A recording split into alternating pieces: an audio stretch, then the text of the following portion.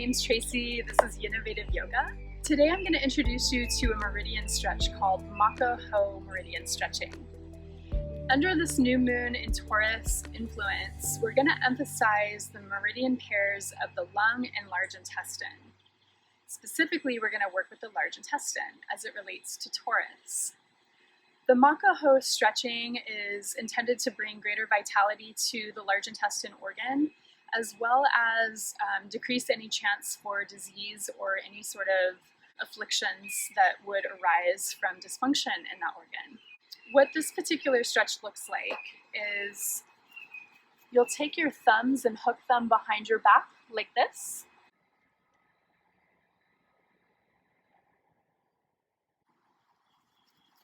Widen your feet just enough so they're about hip-width apart. You'll bring just a gentle bend into your knees.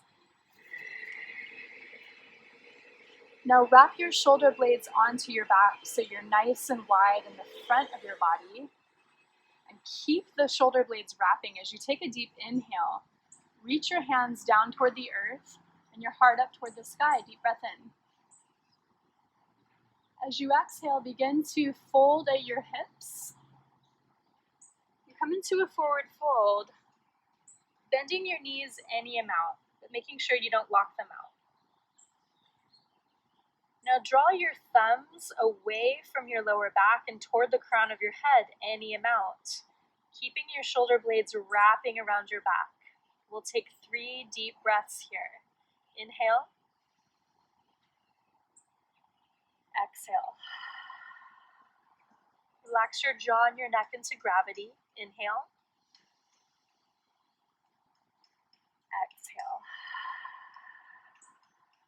Shoulder blades still wrapping, last breath. And exhale. To release the clasp of your thumbs and let your hands just hang in gravity. And now bend your knees generously and press your feet down into the earth as you slowly come up to stand. Take your time. It's not uncommon to feel dizzy after a forward fold. You might even want to widen your base a little bit and just let your gaze look down for stability. Some shoulder rolls might feel really nice here. Deep breath.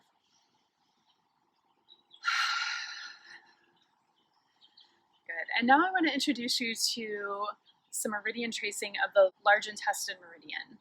So know that with meridian tracing, it's okay if it's not exact. It's not meant to be an exact science. This is a way to essentially stimulate the subtle energy of this channel and just bring awareness and intention for the vitality of that energy to be present and to flow through that space. It starts on the nail bed of the inner index finger, so the inner part being closest to the thumb.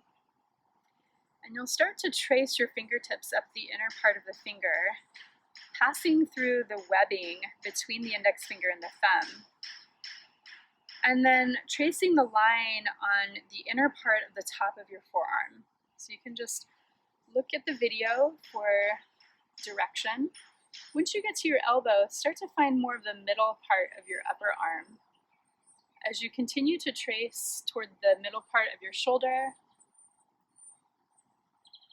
through the top part of your shoulder and neck, crossing your face, and ending on the corner of your nostril. So that's the line. Let's do that 3 times together, nice and slow. So with light fingertips, trace from the index finger up through the webbing, the top of your forearm, the middle of your arm through the top of your shoulder and neck, ending on the corner of your nostril. Twice more. Inhale. Nice and slow, just imagining the energy flowing fluidly through the space. Using intention, the power of intention, and the power of light touch. There's a lot of healing that happens in light touch. Ending on the nostril. Let's take it to the second side. So inner part of the nail bed closest to the thumb. light fingertips. We'll start tracing up toward the webbing, the inner part of the top of the forearm, coming to the middle of your upper arm, just tracing the line right at the top of the shoulder, through the neck, crossing the jaw, ending on the corner of the nostril.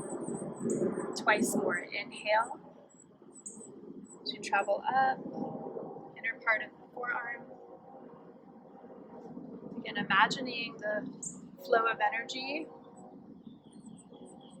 moving freely, clearly, releasing any blockages. Good. The importance of knowing the meridian channels is that you start to understand the relationship between issues in the body and how they relate to certain organs. So for example, as we trace that line, you'll notice that we crossed the throat, the jaw, ending on the nostril. Well, some of the symptoms that are looked at in Chinese medicine that relate to ear, nose, and throat or sinus issues, they'll look at the large intestine because that is the channel that crosses the areas of the body where those afflictions are. Now, the relationship is that when your bowels are sluggish, when your large intestine organ itself is not literally functioning the way that it's meant to, some of the symptoms might show up in other zip codes of the body, like your upper body through your face. But this is where it's empowering to know the relationship, because one thing you might look at then, if you have sinus issues or issues in these areas up there, even stiffness and soreness in your shoulders, it might be due to the literal function of your large intestine being compromised and or just like energetic sluggishness. These are empowering exercises and practices to know and of course to practice. And from here, we're going to move on to our mat to practice some yin yoga.